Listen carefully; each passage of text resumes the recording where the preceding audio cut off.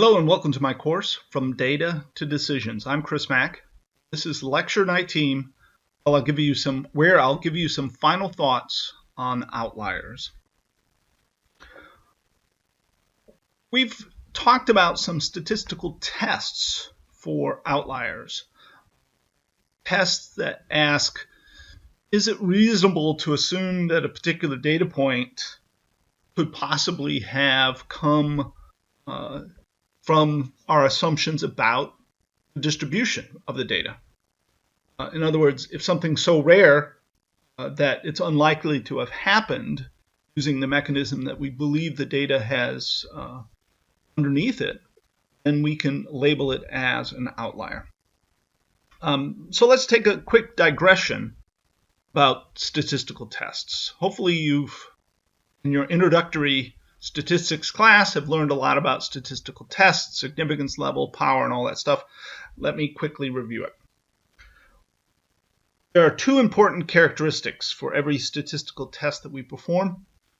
Sometimes we call these type 1 and type 2 errors. A type 1 error is the probability of rejecting the null hypothesis when in fact that null hypothesis is true. Alpha, the significance level, is this probability. So when we set up a statistical test, we specify the value of alpha. That is the amount of type 1 error we're willing to put up with. Right? But there's also a type 2 error, which is the probability of failing to reject the null hypothesis when it is in fact false. So these are the two ways in which we can get it wrong with our statistical test. Well, we would like both of these probabilities of making the wrong decision to be small. But generally, we don't specify beta. We specify alpha, the significance level. That means we have a second kind of an unknown, so to speak, in our statistical test, which is what is beta. Another way of describing this type 2 error is by discussing the power of the test. The power of the test is simply 1 minus beta. And we want the power of the test to be as high as possible. You can always make the power higher by making alpha larger, but that doesn't help us any. We want the significance level to be small as well. When you specify a specific value of alpha, different kinds of statistical tests may have different powers depending upon the alternative hypothesis, what could be causing the test to fail. Higher sample size always gives you more power. So for a given significance level, using larger and larger samples is always good. Of course, that usually costs more money to collect more data, often limited in how much data we can collect. Nonetheless, when we compare different tests, one of the ways that we can compare them is a given sample size and a given significance level, which test has more power. So, for example, suppose I have a set of data and I run the Dixon Q test and the Grubbs test. Suppose the Dixon Q test fails to identify our extreme data point as an outlier. Okay? So according to Dixon Q test, we can't reject the null hypothesis that we have no outliers in our data. However, I run the Grubbs test and it does, the same alpha, indicate that the extreme data point is an outlier. So our first thought is, well, maybe one of these tests is right and the other one's wrong. That's not really the correct way of looking at things. Remember, these statistical tests don't tell us for sure that something is happening. It just says for a given probability of making a type 1 error, you can or cannot reject the null hypothesis.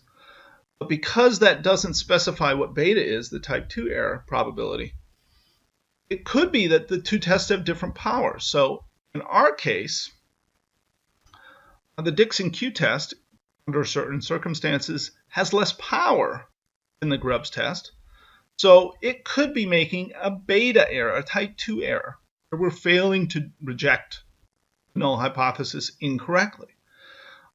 So when two different tests give different results, you might suspect a difference in the power of those tests. One of the reasons we like the Grubbs test is under certain circumstances it has more power than the other tests. All right, so much for a quick review of power and significance. Now, suppose you've identified something as an outlier. You've performed a statistical test like the Grubbs test. It came back saying, I can reject a certain significance level, the null hypothesis that this data point came from a normal distribution. Now, what do you do? Well, the first question you want to ask is, can you identify the cause of the outlier? So let's go through a little decision tree with respect to this. So I've got a data point. It seems to be way out of whack. Right? An outlier is something that is so different from the rest of the observations that you suspect it was generated by a different mechanism. So can you identify that other mechanism? Well, if the answer is yes, and it came from, maybe a mistake that was made, or an error in the way that the data was collected, or the process that was used, or some other mechanism. If you identify that cause, the next question is, can you fix it? Can you correct the data to put it in line with other observations? Sometimes you can. If you can, well, then go ahead and correct that data and include it in the analysis. But if the answer is no, you can remove the data. This is a case where I'm making the assumption that what you care about is the main set of data. The outlier was a mistake, it's spurious, it doesn't really help you learn anything other than maybe fixing your processes for collecting data. But now that you've identified it, you just want to either correct it or remove it. However, it is very frequently the case that we do not identify the cause, at least not with any kind of certainty. If that's the case, you've got something you've identified as a potential outlier. You're not really sure what the cause of it is, but you're worried that it might mess up the rest of your analysis if it happened to be spurious. So you perform the analysis with and without the outlier. Then you ask, does this affect our conclusions? If I perform the analysis without, I come to the exact same conclusions, then don't worry about it. Of course, you should document everything. You should identify the data point. You should report the data point and identify it, the potential outlier, and then mention that the presence of that potential outlier did not affect your conclusions. But there is a possibility that if you leave the outlier in your data, your conclusions about the data change. Ouch. Now you're in trouble. Your conclusions might be suspect if you leave the data point in. Your conclusions might be suspect if you take the data point out. Your conclusions might be suspect. This is where a lot of engineering or science judgment is into play. Probably the best thing to do is to take more data. Repeat the measurement. Say, let me create another sample or another set of circumstances exactly like the first one. Repeat the experiment and see if I reproduce that outlying data point or not.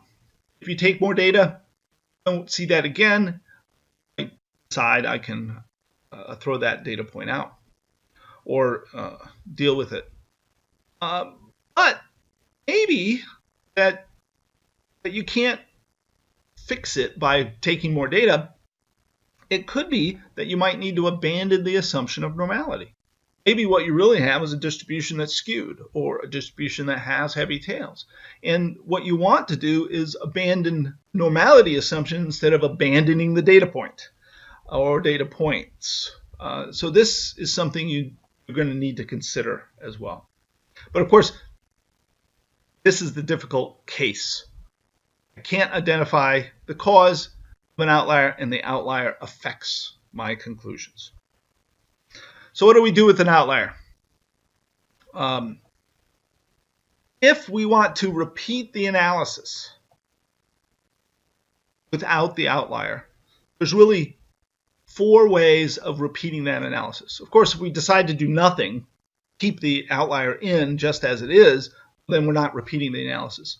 But if we want to do something, there's actually 4 different things we could do. Deleting the outlier is one of them. That's maybe the first thought everyone had, but it's not the only option. Another option is to truncate.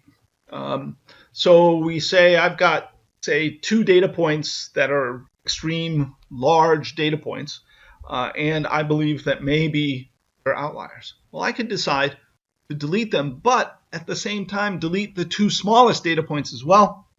It's called truncating the data, trimming the data.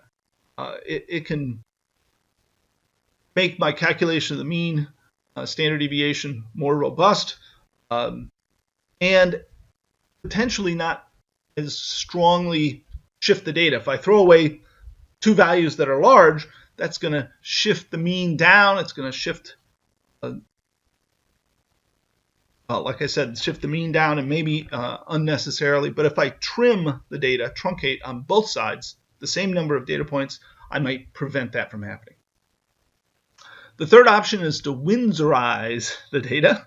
That comes from the name of a person, I believe, who described this approach.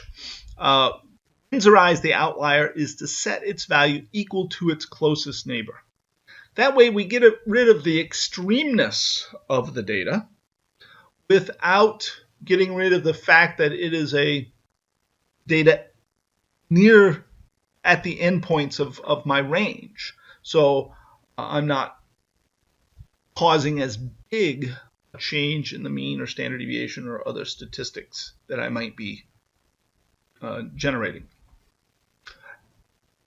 The final item, the replace, is to replace the outlier with its expected value using something like the QQ plot to calculate the expected value under the assumption that it should have followed, the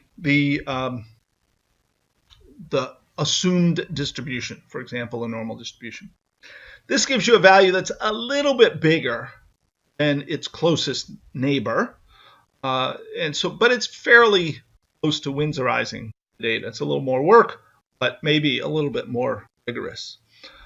These last 3 options allow you to adjust the data point without causing as big a change in the statistics that come out of the use of that data. Whether we delete, truncate, Windsorize, or replace the data often depends on whether we identify the cause. If you've identified the cause and decided that that data point truly is spurious, well, then just delete it. No guilt. This came from my machine breaking in the middle of the experiment. It came from some other contamination that happened that we've identified. We don't care about that. We want to get rid of it. Delete spurious data. But if you haven't identified the cause, if you haven't determined that the data is spurious, one of these other options might be better. In any case, you should always document exactly what you did, explain it so that your results could be reproduced by somebody else, which is not the case if you change your data without telling anybody you did so. Let's talk a little bit about different cases of causation. So you're looking for the cause of an outlier. The easiest, the best case is when you notice the problem before you've collected the data or before you've detected that you have an outlier in the data. So you're making measurements, and in the middle of your measurements, or maybe almost done with your measurements, your tool breaks. You repair it, but you think, well, maybe now my calibration's off, my tool's going to give me some weird numbers, and sure enough, when you look at those measurements, they're systematically changed from your earlier measurements. You've detected an outlier, but you suspected that was going to happen before you looked at the data. In that case, you're fairly justified in taking action to adjust that data. Maybe you're going to do a post hoc calibration and make some data adjustments. The second case is you didn't think there was going to be any problem until you noticed an outlier in the data. Then, after you see the outlier, you go back and you forensically investigate your process to see if you can identify a cause. Well, the thing you have to be careful here is so-called just so stories. So something happened, you don't know what it was, you see an outlier, and you start thinking, what could it have been? What could it have been? Oh, I know. That was the day Joe cleaned the chamber, and I'll bet that's it. No, I'm going to blame it on cleaning the chamber for causing this error. Well, is that just a coincidence that the chamber was cleaned on that specific day? Or can you justify it a little bit more seriously? Be careful of these just so stories that explain things, but not really. And finally, case 3 is you never find a cause. Unfortunately, this is one of the more common cases. And again, how you treat this outlier can depend on which case you think it falls into. So here's a question to you. When do you report the existence of outliers in your data? Suppose you're going to write a report internally for your company, or you're going to write a peer-reviewed publication, and you stick your data in the paper and you ship it off to the journal. Do you report the existence of the outlier? There are some people that simply say always. Yes, you always report it, you always graph it, you show the outlier, you identify it, and then you say what you did in your paper. I'm not quite as strict about it as that, because there are some cases, especially case 1 kinds of cases, where something that went wrong in your experiment that you fixed and you realized your data point was bad and you threw it out. Do you really need to talk about that? Who cares? Nobody else cares about that. It's not important to your paper and the message you learned. Right? If it's spurious data, there's nothing to be learned from that data, and you're confident about that, sometimes you simply don't report it. Certainly, case 3, you don't find a cause, always show outliers in your data, and then explain what you did in your analysis with regard to that outlier or outliers. Case 3, no doubt, always report the data. Case 1, maybe you don't report it. Case 2, usually maybe you should report it. It kind of depends on how confident you are in identifying the cause and whether or not it truly is spurious data. So, back to the question of this cause. Is the cause important? Well, the title of my class is Data to Decisions. Usually we are collecting data because we want to make certain decisions. So whether an outlier is important, whether the cause of that outlier is important, often depends on the decision that you're trying to make. All right, let me give you an example. Suppose I'm testing the accuracy of a missile, and I did some tests, and maybe if you don't like military examples, maybe you're a competitive archer and you're testing a new sight on a bow, and well, that's not a good example here, but it doesn't have to be a military example, but I'm going to use a missile. I've developed a missile, and it includes a whole bunch of software, and I shoot those missiles, and every now and then there's a bug in the software that causes the missile to go way off course. My goal is to measure the accuracy, the distance from where the missile hit to where we targeted it, and some of those data points are way off because of this software bug. Well, if I identify the software bug, and I know what caused those missiles to go way off, I can decide that those errant missiles come from a different mechanism than all the rest. Well, what decision am I trying to make? Am I trying to explain to a customer why these missiles are accurate if they bought those missiles already with that software bug in place? Well, then I need to leave data of the errant missiles in the whole data set. But if I know I'm going to fix that software bug, and I want to explain to somebody how accurate the missiles would be after the software bug's been fixed, well, then I should probably remove those data points where the software bug caused that far off course behavior. So the real question is, which decision are you trying to make? Here's another example. Suppose I'm developing a measurement procedure. I want to establish the reproducibility, the repeatability, for example, of that procedure, the precision. And one of the samples that I'm using in my measurement has been degraded. Something happened to it, and the sample was bad. Well, the data that I got from that measurement doesn't really impact the precision of the measurement for normal samples, only degraded sample. So I may decide excluding that helps me make the decision about how precise the measurement is under the assumption of properly prepared samples. On the other hand, if one of the goals of the measurement procedure is to detect degraded samples, then I might use this accidental degraded sample as an example of what it can do. So, is the cause important? Depends on what decision you're trying to make. And that goes back to the question of whether an outlier is spurious or not. Spurious data is data that can't teach us anything.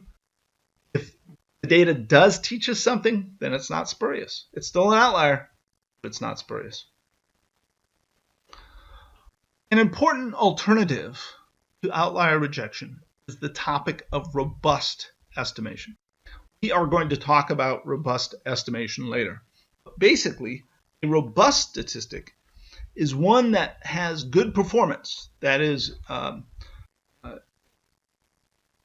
unbiased or has low bias and is efficient.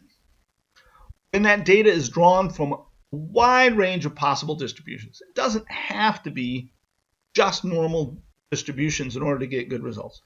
You can have data that has a huge skew or very heavy tails or a few data points that are contaminations that come from a different probability distribution, and you still get a good estimate of the statistic, of the parameter, of the population you're interested in. That's robust estimation. And if you have a good robust estimator for your parameter, then the existence of some number of outliers probably doesn't matter. So you don't have to worry about identifying and rejecting outliers. There's also Bayesian approaches, which we're not going to talk about in this class, to dealing with the existence of outliers. But even if you want to use one of these robust estimation techniques, it's usually a good idea to test for and identify outliers anyways. Why? Because often there's lessons to be learned. Why is there an outlier? Is there something wrong with my measurement techniques or the samples or something else going on that I need to understand?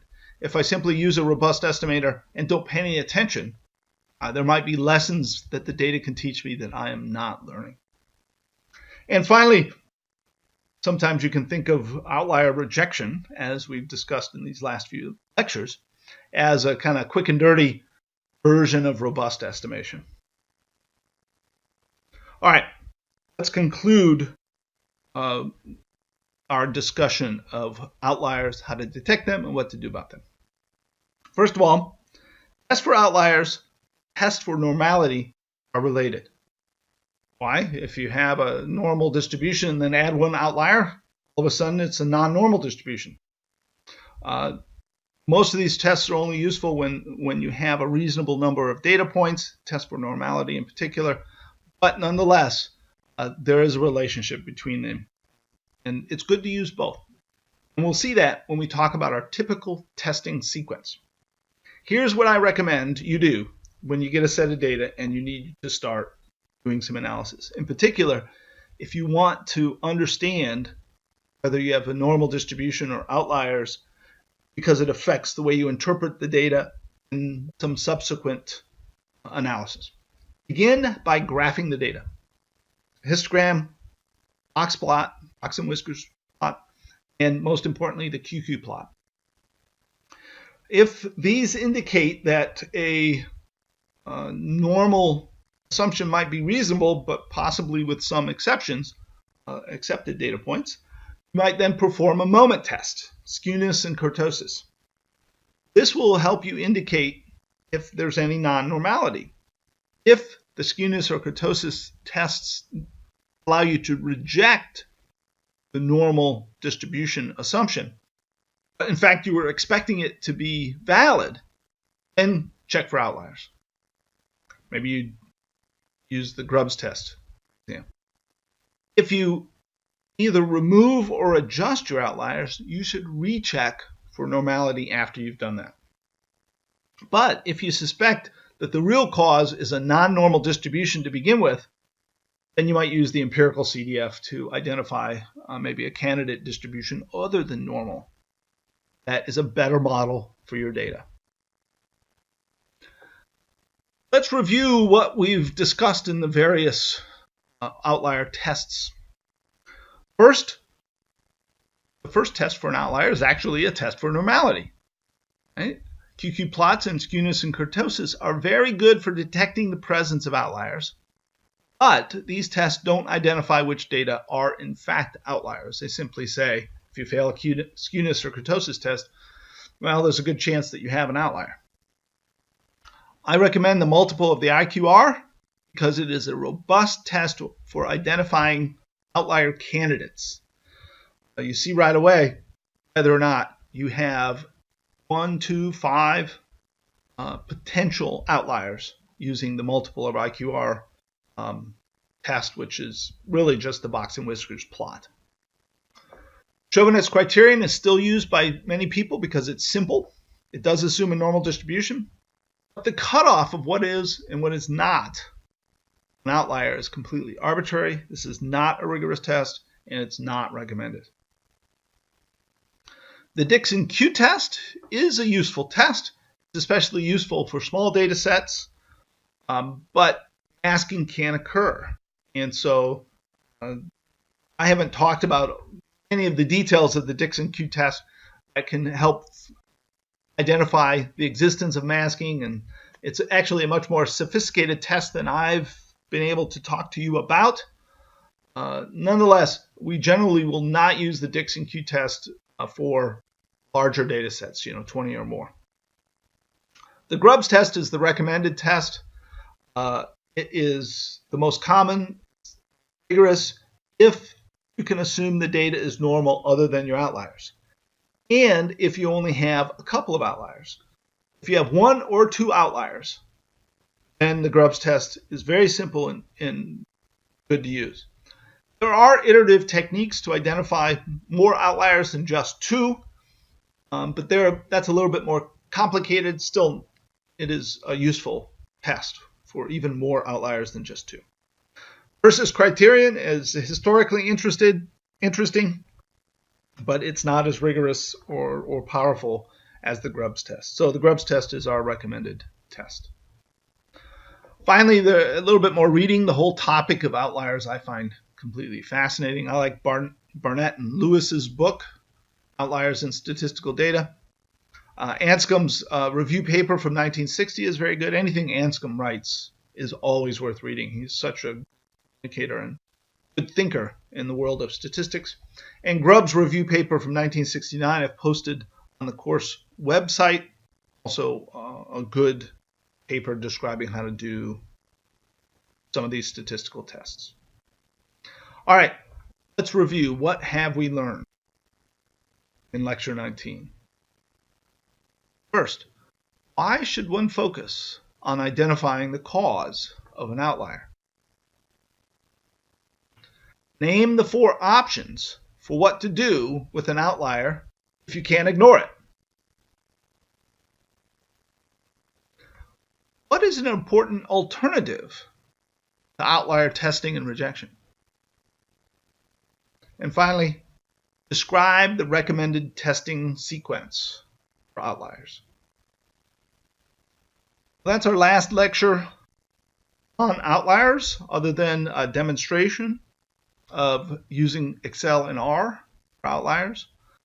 Next up, we're going to talk about influence. Till then.